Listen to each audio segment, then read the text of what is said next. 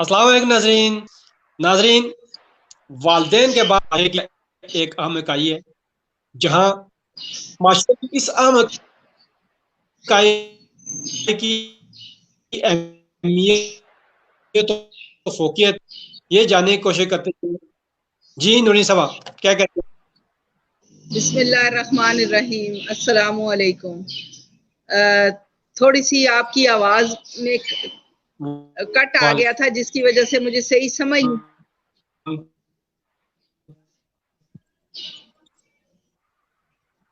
अच्छा, मैं जी क्वेश्चन दोबारा दोहराऊं।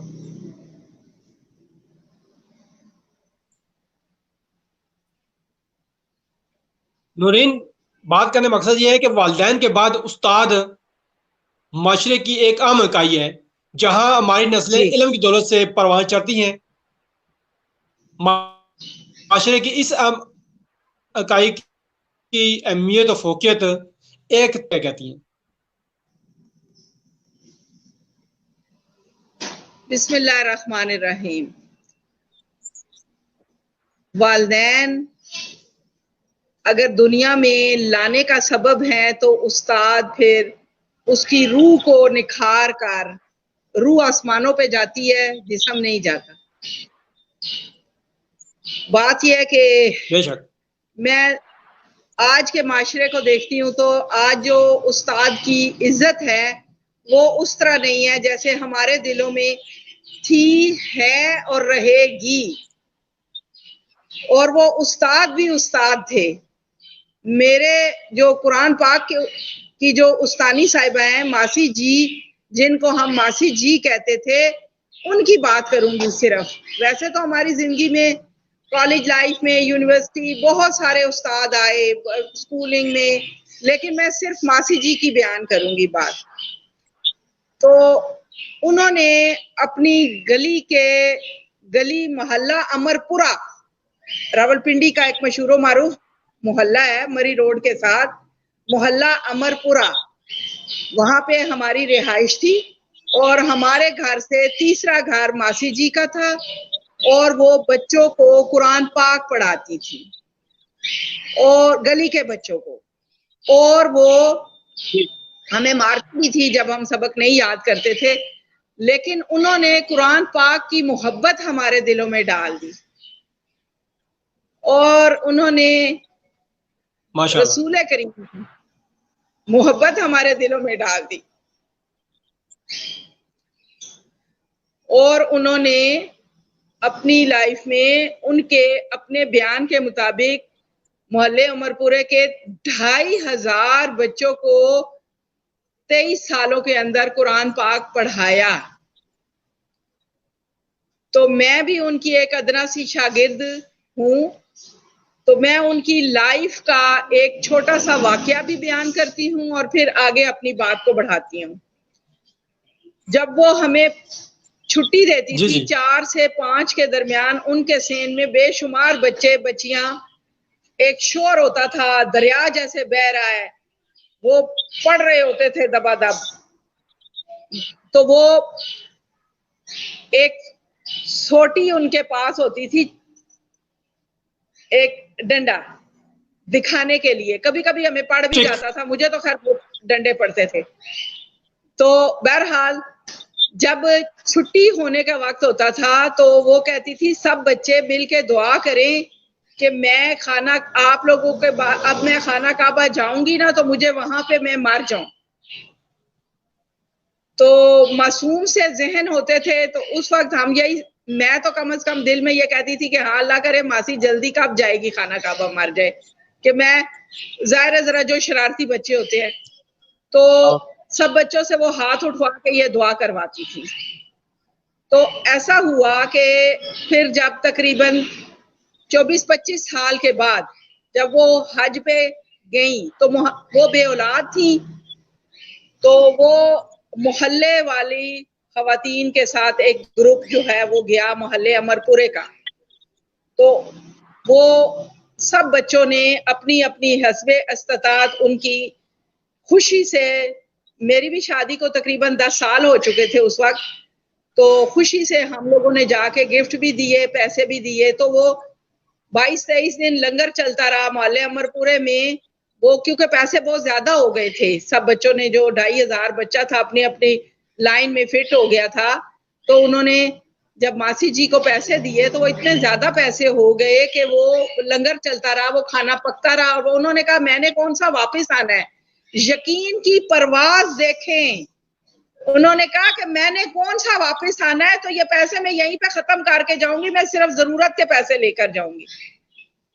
और वो जो मोहल्ले की खवातीन गई थी, वो जब वापस आई तो बहुत सारे हम तालिबात और तालिब इल्म उनके पड़े हुए हम मोहल्ले अमरपुरे में इकट्ठे हुए और उनसे हमने मासी जी की वफात का बयान सुना।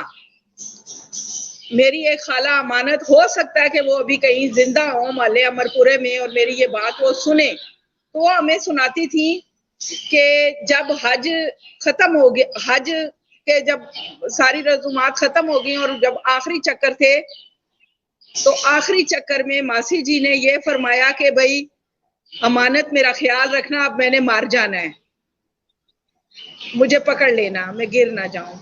तो अमानत खाला कहती हैं कि मैं हैरान होगी कि ऐसे कैसे हो सकता है कि एक बंदा खुद से कह रहा है। तो वो खैर उनके साथ साथ थे। आखिरी चक्कर में खाना काबा के दरवाजे के सामने जब वो पहुंच गए, आखिरी चक्कर था, तो उन्होंने कहा कि अमानत अब मुझे पकड़ना, मैं मरती हूँ। ये मैं लाइव कह रही हूँ, मोहल्ले अमरपुरा के लोग भी सब सुन रहे हैं। तो उन्होंने कहा कि अब मैं मरती हूँ। और फिर साथ ही वो खाला अमानत कहती हैं, बयान करती हैं कि मैंने उनकी कमर में हाथ डाला हुआ था, तो वो उन्होंने कलमा पढ़ा और उनके जिस्म बेजान हो गया। ये है कुरान से सच्ची मोहब्बत, ये है कुरान पाक से सच्ची मोहब्बत का एक वाकया, और ये है रसूल करीम से सच्ची मोहब्बत का एक वाकया। एक इंसान जिसने 2500 बच्चों के दिल में रसूल करीम सल्लल्लाहु अलैहि वसल्लम की मोहब्बत डाली। तो अब उनमें से एक शागिर्द मैं हूं। मेरे दिल में चूंकि कुरान पाक की मोहब्बत है, इसलिए मैं ये करती हूं कि मेरी जिंदगी गरीबाबाद के इस इलाके में गुजरी।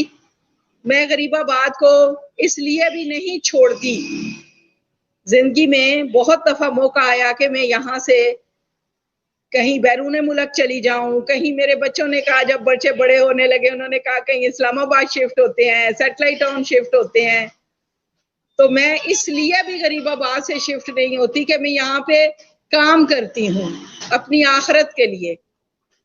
तो मैं उनकी एक अदना सी शागिर्द हूँ, और मैंने ये शुरू किया हुआ है सिलसिला कि जो हमारी खवातीन कुरान पाक से, क्योंकि मैंने नफ्सियात में मास्टर किया, तो मुझे थोड़ी सी बंदे की सोच से वाकफियत हो जाती है कि ये किस चीज से प्यार करता है। बातों बातों में जब मालूम होता है कि ये खवातीन कुरान से प्यार करती है, तो मैं उनको एक बोर्ड देती हूँ और 3000 रुपये महीना उसका लगा देती हूँ घर बैठे, कि वो कुरान पाक पढ़ाए गली के मोहल्ले के बच्चों को, और 3000 रुपया महीना मैं उनको देती रहती हूँ। यानी मासी जान के एक अमल को उनकी एक शागिर्द ने इस अंदाज में जिंदा रखा हुआ है। तो इससे आप बताएं कि जो वो इतने इतने बड़े जलसे जुलूस और फिर कादियानी और ये इतने सारे फितने, तो उनको तो मैं अकेली बस हूं, मैं अकेली बस हूं। कुरान पाक की जो हम खिदमत कर रहे हैं और जगह जगह पे सेंटर खुल रहे हैं और गली मोहल्ले के बच्चे, मैं भी अपनी जो औरतों को मैं देती हूँ बोर्ड और पैसे, तो मैं कहती हूँ बस एक काम करना, कुरान पाक तो तुम पढ़ा रही हो, वो तो एक सिखा रही हो, बस कुरान पाक से मोहब्बत और रसूल करीम से मोहब्बत दिल में डाल देना बच्चों के। जब और छोटे छोटे वाक्य, हमारे नबी के छोटे छोटे वाक्य सुनाया करो।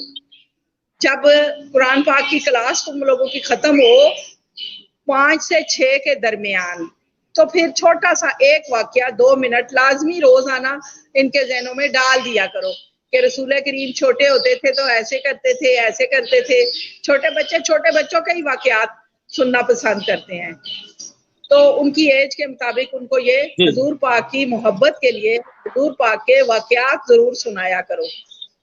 تو ایک ادنا سی شاگرد جو ہے اگر ایسا کام, مجھے نہیں پتا باقی ہم لوگ جدا ہو گئے ہیں سارے جو قرآن فیلو تھے کہ وہ کہاں کہاں کون کون چلا گیا ہے, لیکن یہ ہے کہ آپ یہ اندازہ کر لیں کہ ایک شاگرد اگر اتنا کام کر سکتا ہے تو باقی کتنا کام کر رہے ہوں گے.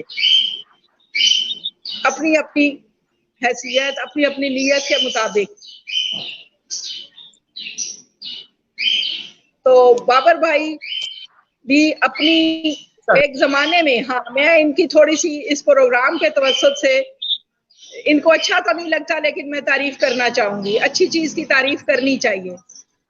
جیسے شر اپنی شکلیں بدلتا ہے ایسے خیر بھی اپنی شکلیں بدلتا ہے اور اپنے لوگوں کو منتخب کرتا ہے.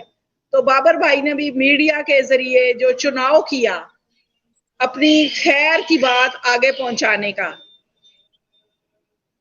جو خیر کی بات آگے پہنچانے کا چناؤ کیا, تو انہوں نے جو پہلا لفظ کہا تھا, میں بار بار کہتی ہوں کہ میری وجہ سے کسی ایک کی زندگی بھی سنور گئی تو آخرت سنور جائے گی. تو گول آخرت کا ہی ہونا چاہیے. جب گول آخرت, آنکھیں آخرت کے گول پہ ہوں گی تو آپ دائیں بائیں کے راستوں میں بھٹکیں گے نہیں اور اپنی منزل کو سیدھے بہت نکل شکریہ جاؤ گے. نورین صاحبہ. جی بالکل, جی بالکل نورین صاحبہ. ناظرین اس پہ کوئی شک نہیں کہ والدین کے بعد استاد معاشرے کی ایک